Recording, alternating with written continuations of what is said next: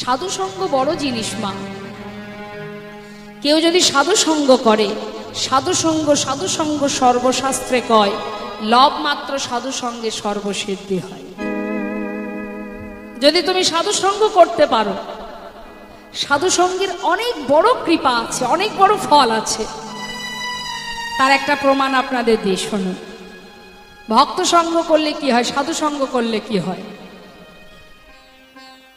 আমরা সম্পদ কাকে করি?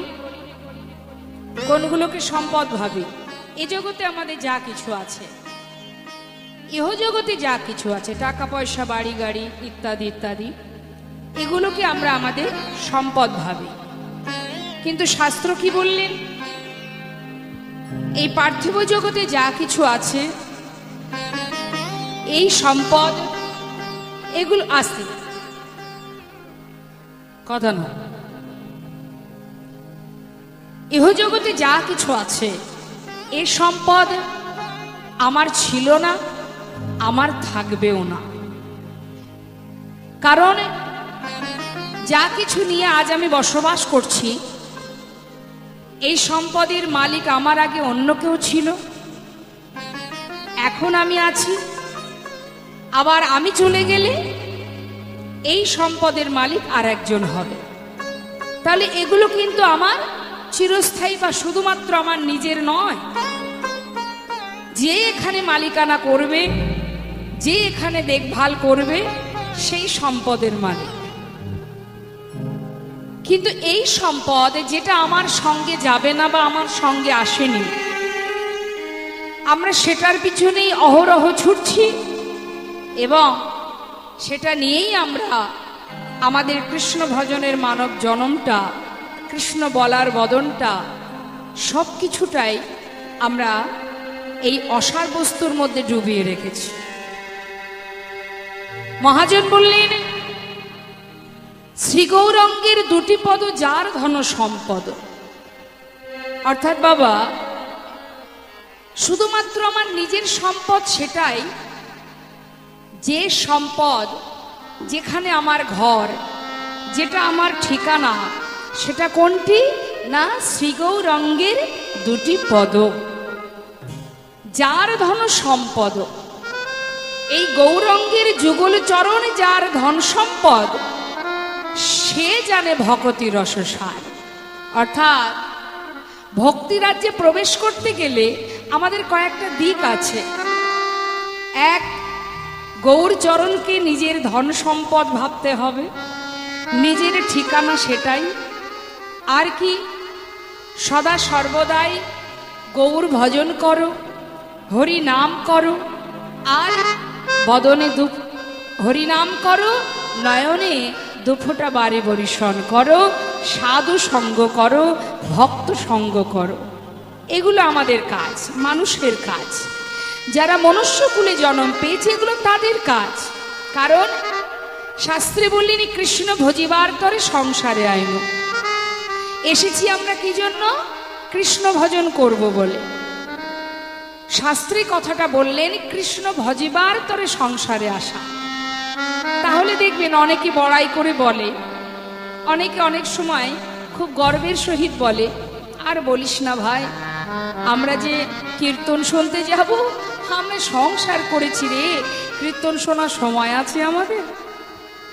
সকাল হলে কাজে যেতে হবে, সংসারের অর্থ উপার্জনের জন্য ছুটতে হবে, এখন কি আর আমাদের কীর্তন শোনার সময়? আচ্ছা, একটা কথা ভাবতে হবে মা। মহাজন বললেন, কৃষ্ণ ভজিবার তরে সংসারে আইন। তাহলে এসেছি কোথায় আমরা? সংসারে, তাই না? সংসার কিন্তু আগে থেকে ছিল, আমরা নতুন করে এসে সংসার পাতাইনি, তাই না? সংসার আগে থেকে ছিল, আমি সেখানে এসেছি। আবার আমি যখন চলে যাব, সংসারটা কি আমার সঙ্গে চলে যাবে? যাবে না। সংসারে সংসারটা থেকেই যাবে, তার জায়গায় সে থাকবে, আমি চলে যাব। তাহলে আমি কিছুই আনিনি, কিছুই নিয়ে যাব না। এসেছিলাম যে উদ্দেশ্যে, সেটা ভুলে গিয়ে আমরা মায়ার পিছনে হানাহানি মারামারি করছি। কৃষ্ণ বলার দিন ফুরিয়ে যাচ্ছে, আবার আমাদের সময় হলে গন্তব্যস্থলে ফিরে যেতে হবে। তাহলে কি জন্য মনুষ্যকুলে জন্ম পাওয়া?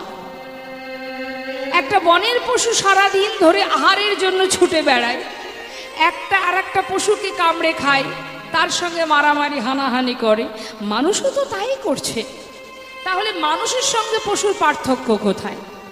পশু কৃষ্ণ কথা বলতে পারে না, নিজে হাতে ভগবানের সেবা দিতে পারে না, মানুষ পারে, আমরা পারি।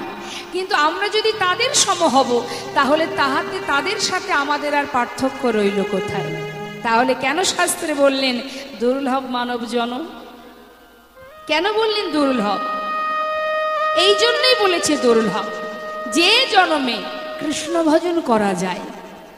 একটা বনের পশু যেটা পারে না, তুমি পারো, আমি পারি, আমরা করলে করতে পারি, আমরা যদি না করি সেটা আমাদের ব্যাপার। কিন্তু যদি কেউ কৃষ্ণ ভজন করে, একমাত্র মনুষ্যকুলে জন্ম পেয়ে সেই পারবে করতে। যেমন খুশি তাকে সেবা দাও, তুমি তাকে আদর করো, ভালোবাসো, তার সেবা করার অধিকার আছে তোমার। তাই তো দুর্লভ জনম মানব জনম, কৃষ্ণ ভজনের জনম। কিন্তু হলে কি হবে? আমাদের জীবনে যদি একটু কষ্ট আসে, দুঃখ আসে, মা দেখবেন ভগবানের বাবা সেবা তো পড়ে থাক, তার মুখের দিকে কেউ তাকায় না। আছে অনেকে, সবার ক্ষেত্রে বলবো না। রাগে, ক্ষোভে, অভিমানে। কি অভিমান? কেন কষ্ট দিলে? কষ্ট পেয়েছি আমি, সেই জন্য আর আমি তোমায়, সেবা তো পড়ে থাক, তোমাকে প্রণাম পর্যন্ত করব না। আছে অনেকে।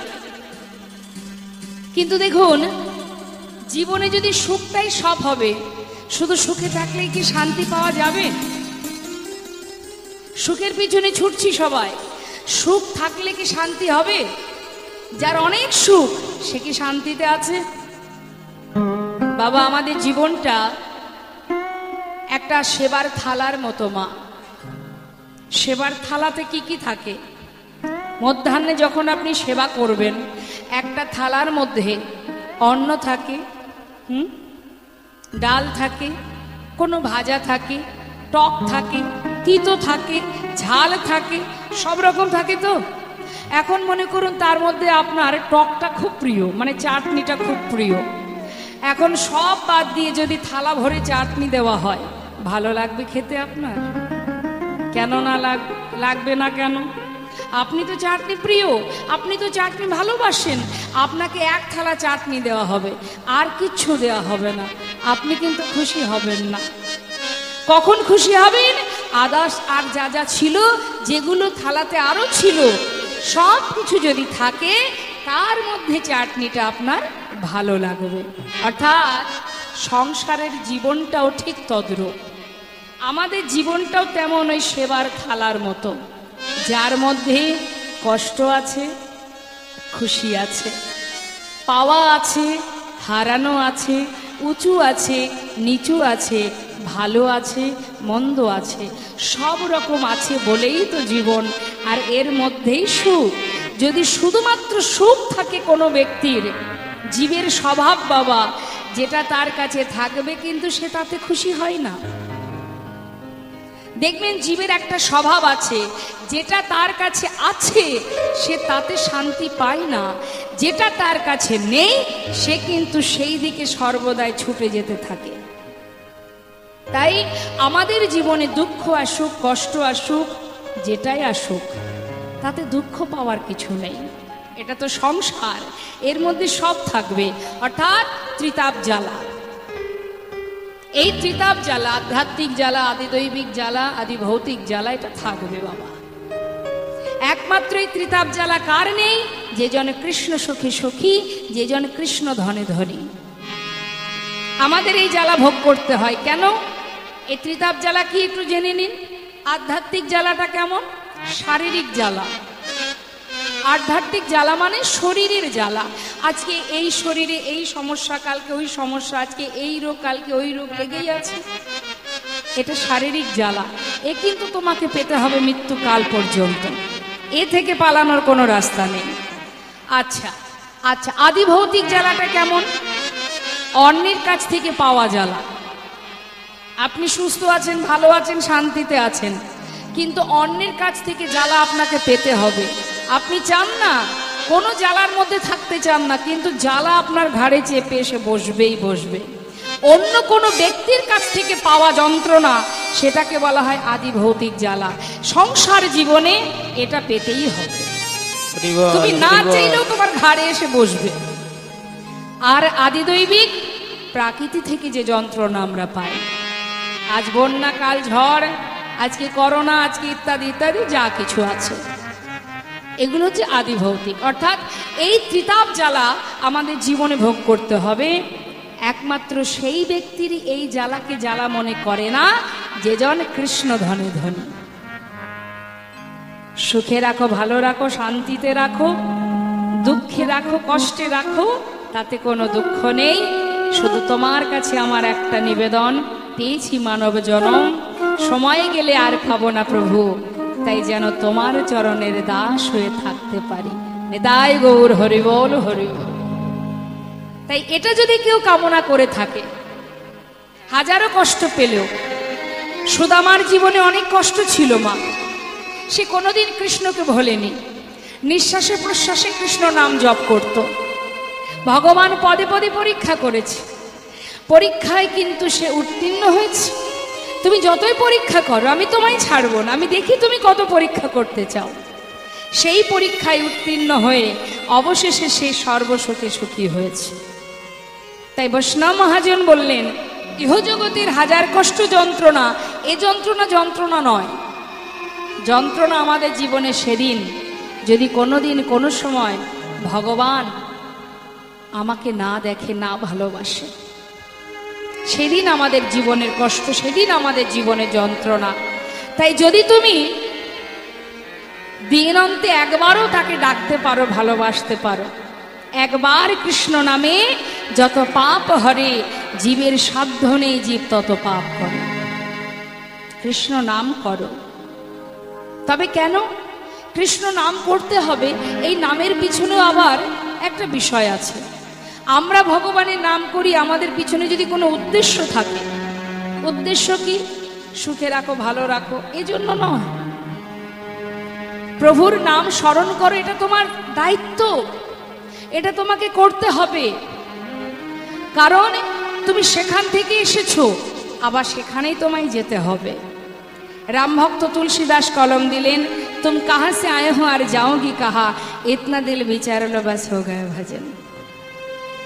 একবার ভাবো, একবার চিন্তা করো যে তুমি এসেছিলে যখন, কোথা থেকে এসেছো, আবার যখন চলে যাবে কোথায় যাবে? বলুন দেখি মা, আমরা তো সবাই এসেছি, ভালোভাবেই এসেছি, কিন্তু আমরা যে যাব, একবারও কোনোদিন কেউ ভেবেছি যে আমি যে যাব কোথায় যাব? আমার আসল ঠিকানাটা কোথায়? কোথায় যাব, আমার ঠিকানা কোথায়, সেটা তো আমি জানি না। মারা যাব মানে আপনি মারা যাবেন, আমিও যাব। মারা যাবার পর আবার কি রাজগঞ্জেই থাকবো? থাকবো না। তাহলে যখন এসেছি, যেখান থেকে এসেছি, এটা আমার দুদিনের আশা, এটা আমার ঠিকানা নয়। সন্তানরা বিদেশে চাকরি করতে গেলে যেমন তার ঠিকানা ভুলে যায় না, কিন্তু আমরাও চাকরি করতে এসে আমরা আমাদের ঠিকানা ভুলে গেছি। এটা আমার ঠিকানা নয়, আমি এখানে এসেছি, আবার এখান থেকে চলে যাব, তাহলে এটা তো আমার ঠিকানা হতে পারে না। হ্যাঁ, আমার ঠিকানা এটা নয়। ঠিকানাটি কোথায়? বৈষ্ণব মহাজন বললেন, শ্রী গৌরাঙ্গে দুটি পদ,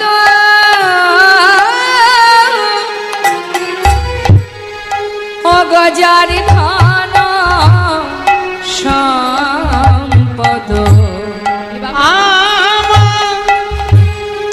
শ্রী গৌরাঙ্গে ওই দুটি পদ, অগজার ধন এই সম্পদ। সে জানে ভক্তির আশা ও গো, সেই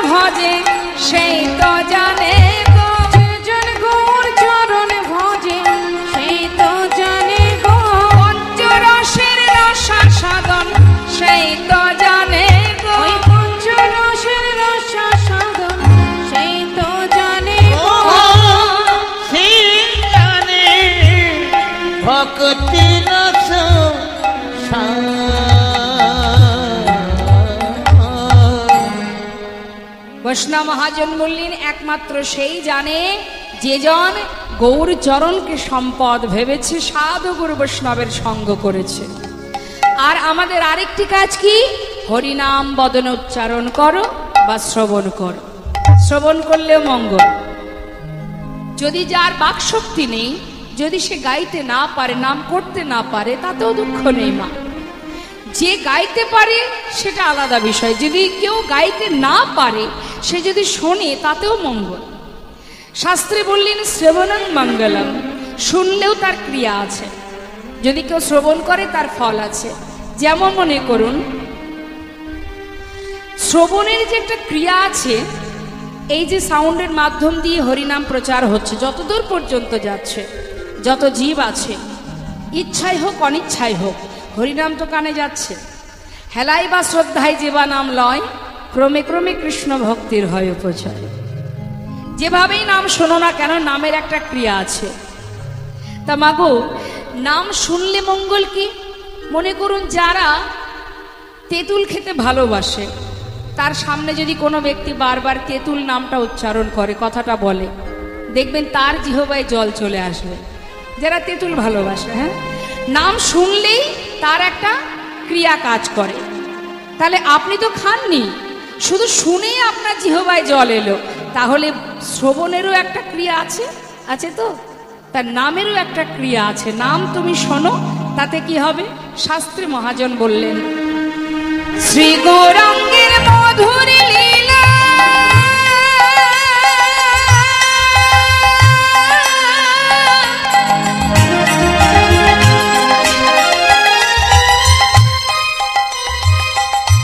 যারে করিনে প্রবেশিলা, আমার শ্রী গৌরাঙ্গের মধুর মধুর লীলা।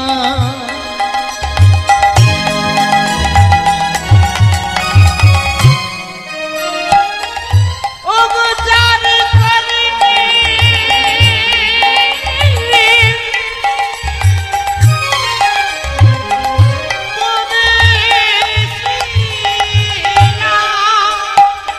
যদি কেউ শ্রবণ করে, মহাজন বললেন শ্রবণ করলে কি হবে? হৃদয় নির্মল ভেলতা, হৃদয় নির্মল ভেলতা, হৃদয় নির্মল ভেলতা, আজ হৃদয় নির্মল ভেলতারে।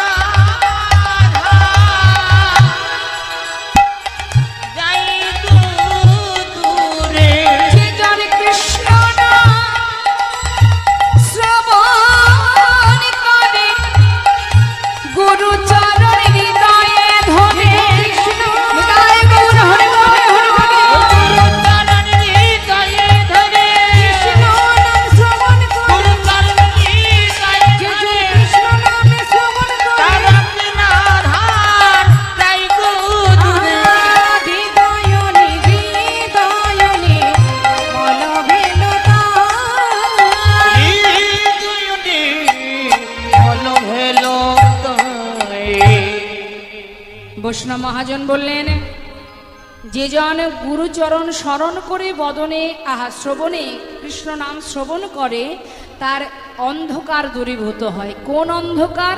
অজ্ঞানতার অন্ধকার। অজ্ঞানতার অন্ধকার মানে আমরা কিন্তু সবাই জ্ঞান শূন্য হয়ে আছি, প্রকৃত যে জ্ঞান সেটা আমাদের মধ্যে নেই মা। প্রকৃত জ্ঞান যদি আমাদের মধ্যে থাকতো তাহলে একে অপরের সঙ্গে আমরা হানাহানি করতাম না, মারামারি করতাম না। আমরা জ্ঞান শূন্য হয়ে সকলে অজ্ঞানতার অন্ধকারেই ডুবে আছি। আর এই জ্ঞানের আলো প্রকাশ করেন কে? জ্ঞানের আলো দেখান কে? একমাত্র এই ভাগবত কথা, লীলা কথা, হরিনামামৃত সুধা। যদি কৃষ্ণ নাম কেউ শ্রবণ করে তার অন্ধকার দূরীভূত হয়ে আলোর প্রকাশ পায়। ভক্ত সঙ্গ, সাধু সঙ্গ যদি কেউ করতে পারে তার অচৈতন্য দেহের চৈতন্য হয়। এটা শাস্ত্রের কথা, এটা হচ্ছে শ্রবণের গুণ। আর যদি কেউ হরিনাম গায়, মহাজন বললেন তাতেও মঙ্গল। নাম গাইলে কি ফল পাওয়া যায়? যদি কেউ হরিনাম গায়, আপনারা নিশ্চয়ই পারেন হরিনাম করতে, তো আমি চাইবো আপনারা সবাই মিলে একবার পরম বৈষ্ণবী মা, যে মায়ের পূজা চলছে, মায়ের চরণ স্মরণ করে আমরা সবাই মিলে একবার আমাদের কলিজীবের শ্রেষ্ঠ ধন হরিনামামৃত সুধা একবার সবাই মিলে আমরা আস্বাদন করব। হ্যাঁ, সবাই মিলে গাইব, প্রত্যেকে গাইবেন আশা রাখছি আমি। বেশ, তবে হাতটা তুলতে হবে, এবার প্রত্যেকে তুলুন দেখি। আমি গাইব, শুনে নিন, সুরে সুরে আপনারা গাইবেন, আমার শেষ হলে আপনারা। হরে কৃষ্ণ হরে কৃষ্ণ কৃষ্ণ কৃষ্ণ হরে হরে, হরে রাম হরে রাম, রাম রাম হরে হরে, হরে কৃষ্ণ হরে।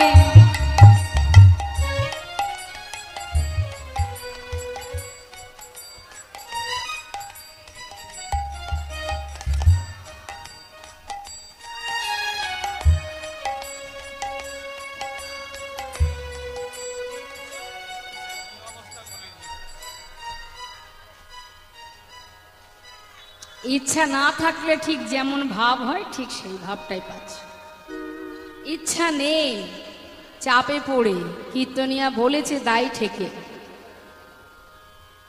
এটাতে আমার হ্যাঁ লজ্জা, লজ্জা পাচ্ছেন?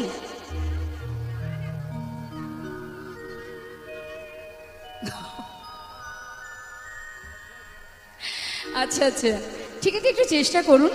পিছনে অনেক ভক্ত আছে, আপনারা গাইছেন না, হরিনাম মহামন্ত্র জপ করবেন না, তাহলে আর করবেনটা কি? দিবস রজনী আবল তাবল পাঁচাল পড়িতে পারো, তাহারও ভিতরে একবারও কি গোবিন্দ বলিতে নারো। সারাদিন আন কথা, পরনিন্দা, পরচর্চা, কে কোথায় চলে গেল, কে কার হাত ধরে বেরিয়ে গেল, এই আলোচনায় আমরা একেবারে 16 আনায় পরিপূর্ণ। কিন্তু হরিনাম করতে গেলে তখন আমাদের বড্ড কষ্ট হয়, কত লজ্জা লাগে, কত সমস্যা দেখা দেয়। কিন্তু এগুলো কি, এতে কি কোনো লাভ আছে? মানুষ তো লাভের পিছনে ছুটে বেড়ায়। হ্যাঁ, যেটা করলে লাভ হবে আমি তো সেটা করব। কারোর সম্বন্ধে আলোচনা করে আমার কোনো লাভ আছে কি? তাহলে যেটা করলে আমার লাভ আছে, অর্থাৎ আমি সেখানে গিয়ে বিচারালয়ে যদি বসতে হয়, আমি তো বিচার দিতে পারবো যে অমুক জায়গায় অমুক আসরে ভক্তদের মধ্যে আমি দুহাত তুলে মহামন্ত্র জপ করেছি, বলতে পারবো তো? বলতে তো সবাইকে হবে।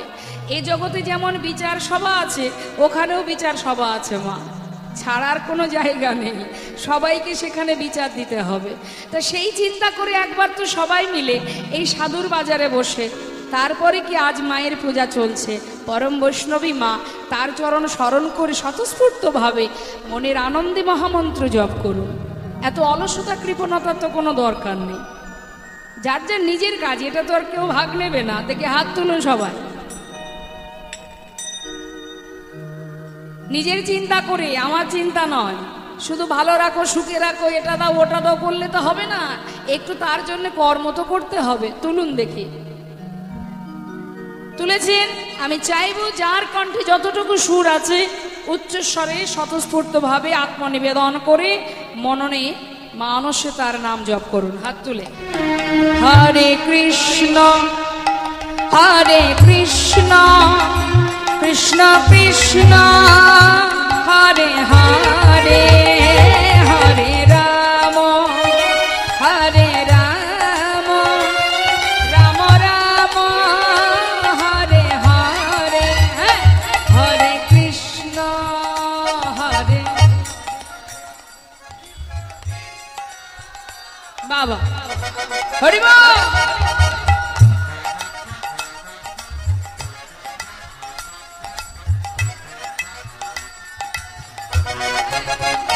হরে কৃষ্ণ কৃষ্ণ কৃষ্ণ হরে হরে হরে রাম রাম রাম হরে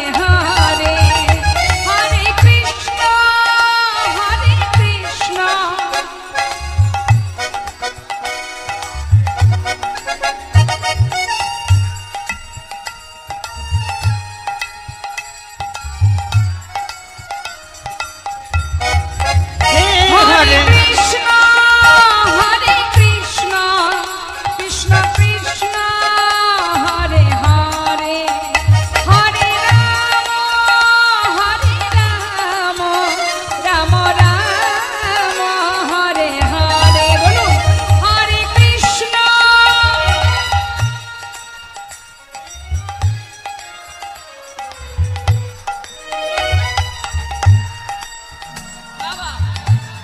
নিতাই গৌর হরি বল।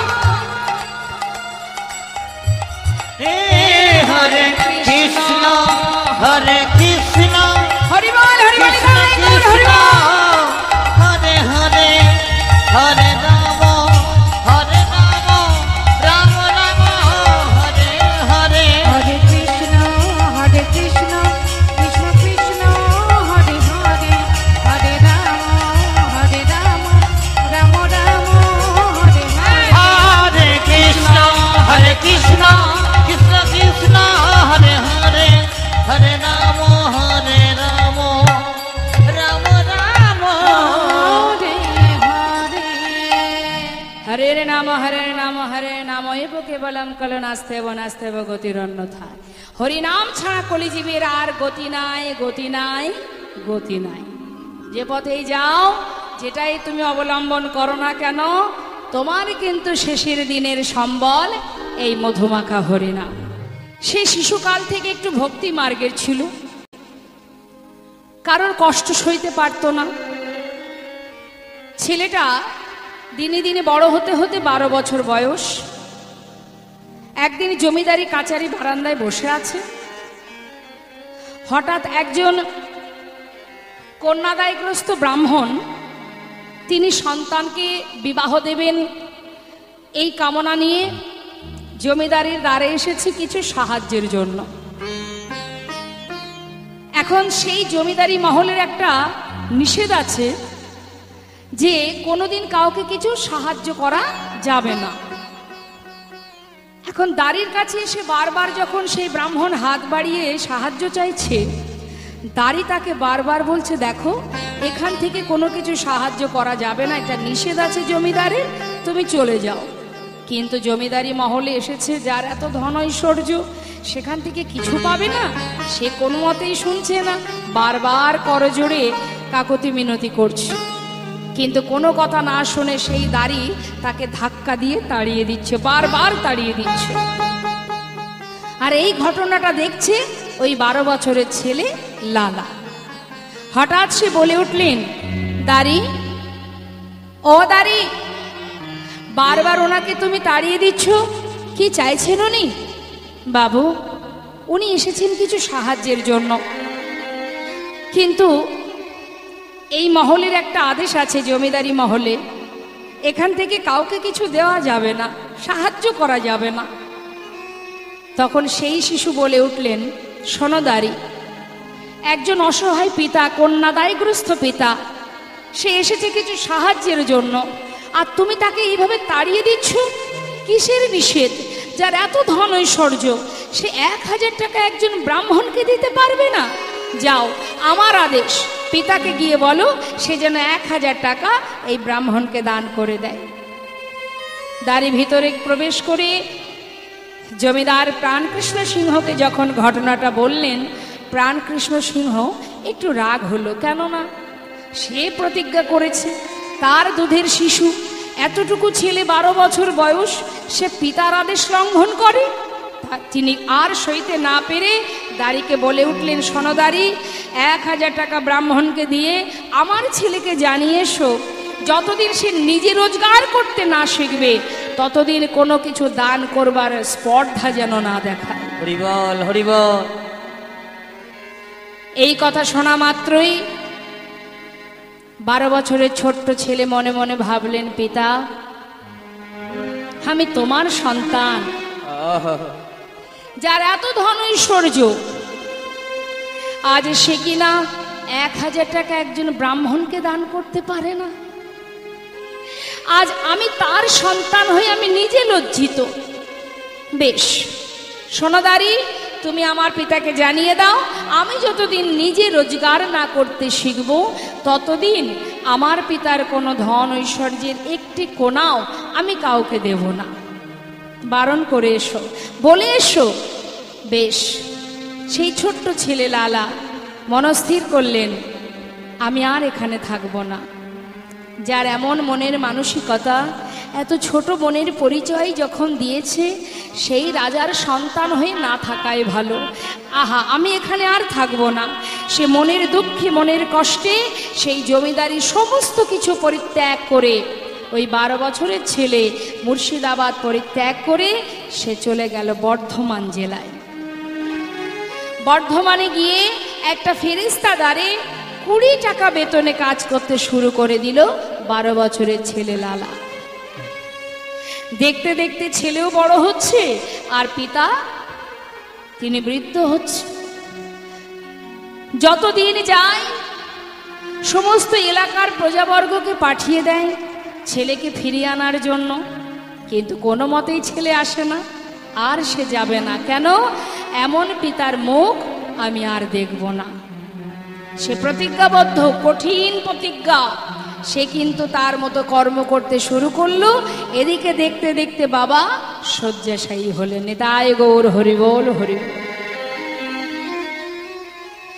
জীবনে যা কিছু ধন ঐশ্বর্য ছিল বাবা, সব কিছুর প্রতি মোহ মায়া একটু একটু করে ত্যাগ হতে শুরু হলো। একটা সময় আসবে, প্রত্যেকের জীবনে আসবে। এখন যা কিছুর জন্য আমরা মারামারি করছি, হানাহানি করছি, বর্তমান সমাজের হাল তো সবাই জানেন। একটা দিন সব কিছুর প্রতি মায়া, ভালোবাসা, মোহ সব কেটে যাবে। সবার জীবনে এদিন আসবে। দেখবেন মানুষ প্রতিটা মুহূর্ত বদলায়,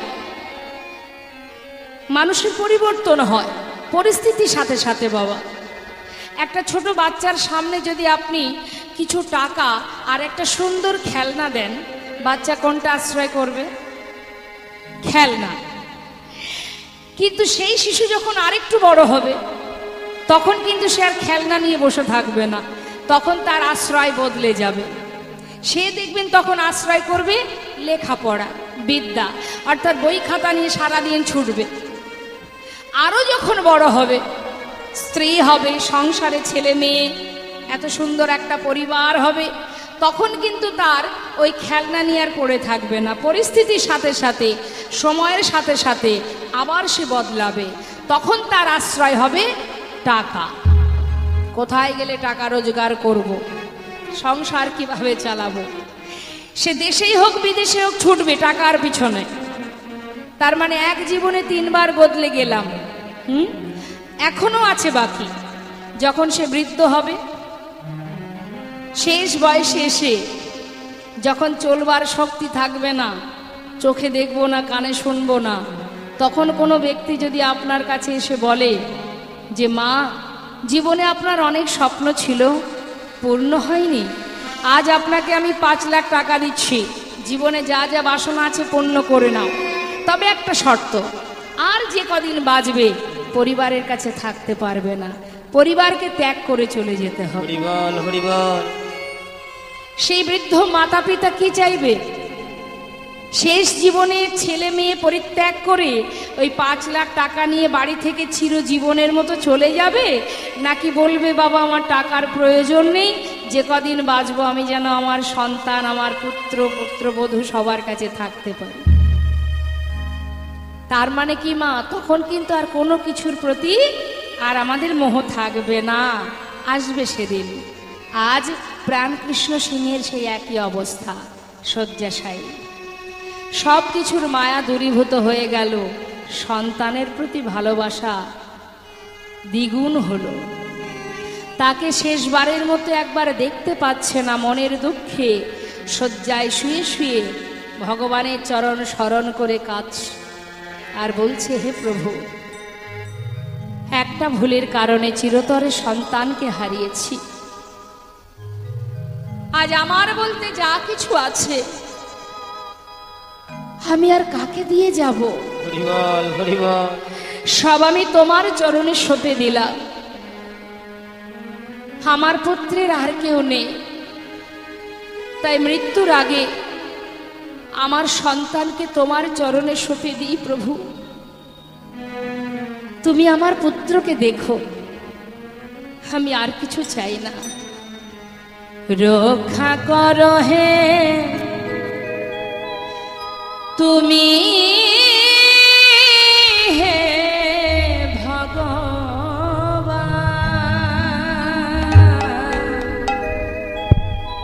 এ জগতে সবই কিছু তোমারই তো দান। রক্ষা করো হে তুমি,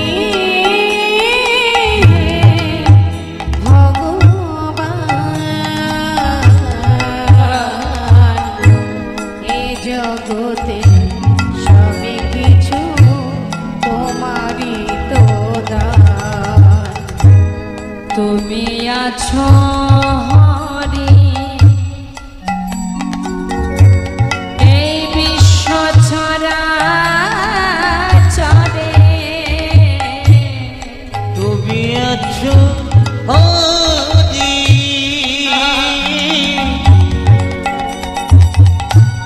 এই বিশ্ব চরাচরে, শেষের দিনে হরি ডাকি গো তোমারে।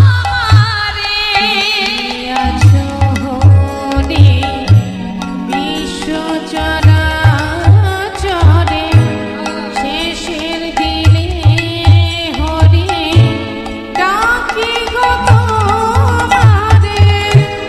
রক্ষা করো হে ভগবান,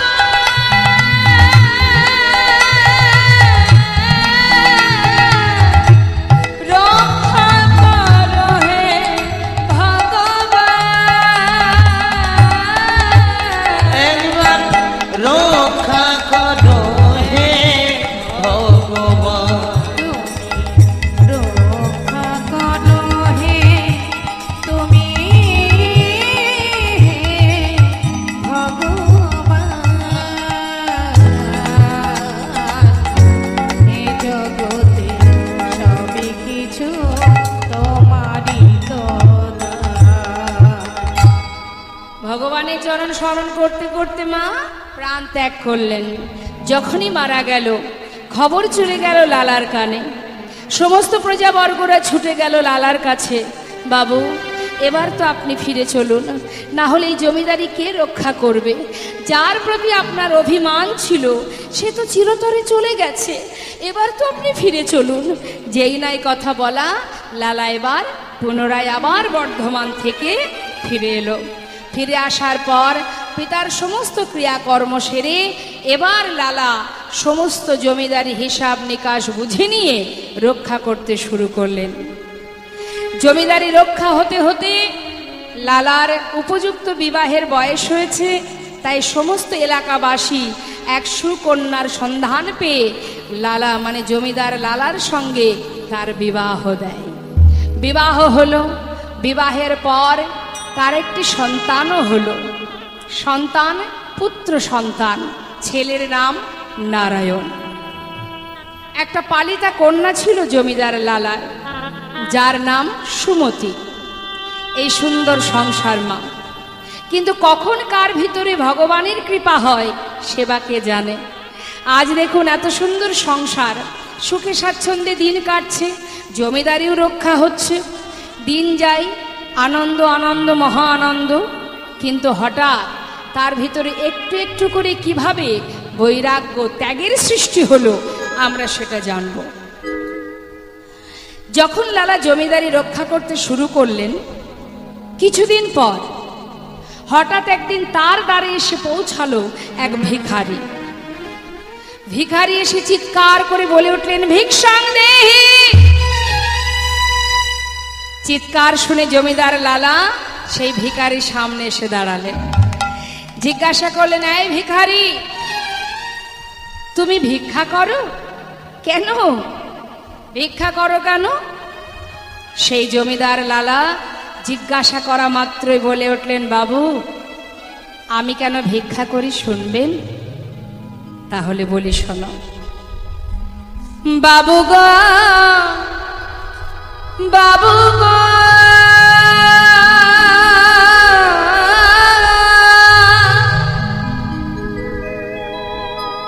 ও বাবু গো, বাবু গো, বাবু গো,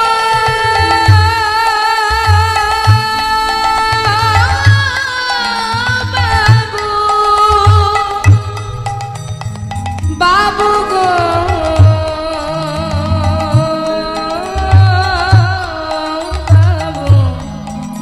বাবু গো, বাবু। আমি হলাম দিন ভিখারি। বলে ও গো বাবু, আমি হলাম দিন ভিখারি। জানো বাবু আমি ভিক্ষা কেন করি? শোনো, আমার ঘরে আছে গিরিধারী।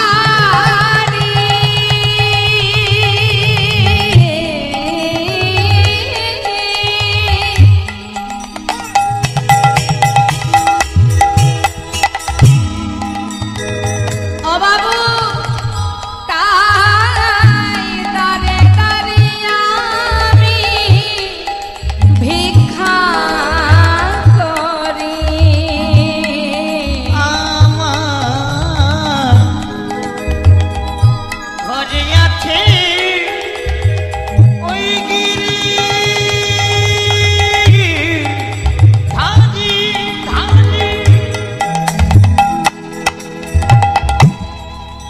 বাবু গো,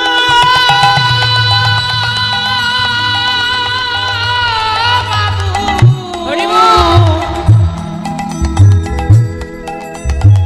বাবু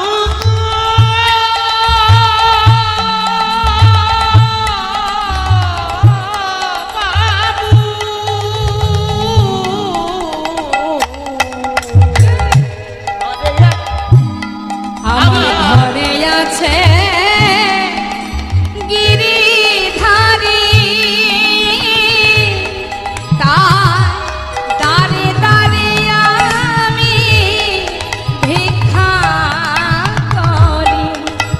ও বাবু, শুধু তাই না, শোনো, তারে সেবা দিয়ে পাই গো প্রসাদ। তারে সেবা দিয়ে আমি পাই গো প্রসাদ।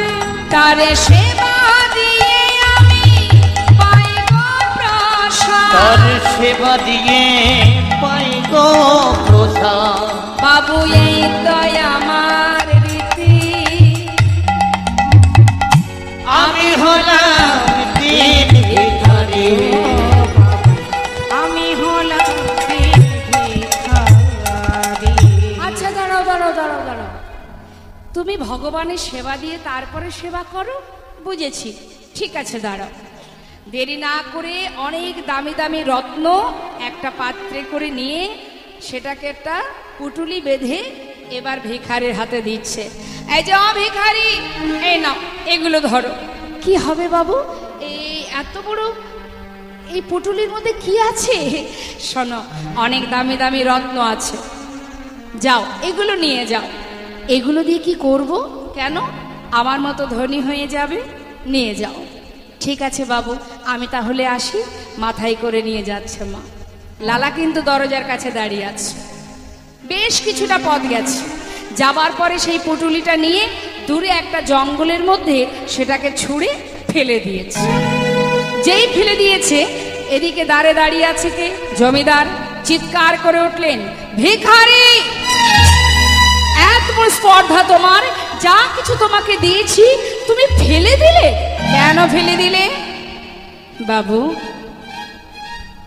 আমাকে ক্ষমা করুন বাবু, আমি আপনার দেয়া এই মূল্যবান রত্ন মাথায় করে নিয়েই তো যাচ্ছি, কিন্তু হঠাৎ পিছন থেকে কে যেন আমায় বলল, ভিখারি, এগুলো নিয়ে কোথায় যাচ্ছিস? ও, তুইও বুঝি ওই জমিদারের মতো ধনী হতে চাস? কেন রে, আমি তো কোনোদিনই তোকে বলিনি আমাকে ক্ষীর এনে দে, ননি এনে দে, মাখন এনে দে। তুই যেমন দাঁড়ে দাঁড়ে পাঁচ বাড়িতে ভিক্ষা করে যা পাস, আমি তো তাতেই খুশি। এর জন্য এত কিছু ধন ঐশ্বর্যের কি বা প্রয়োজন? ওরে আয়, ওগুলো ফেলে দে, ওর কোনো প্রয়োজন নেই। আমি তো তোর কাছে কোনোদিন কিচ্ছু চাইনি, তুই আমাকে যেমনটা সেবা দিবি আমি তাতেই খুশি। চলে আয়, ওগুলো ফেলে দে।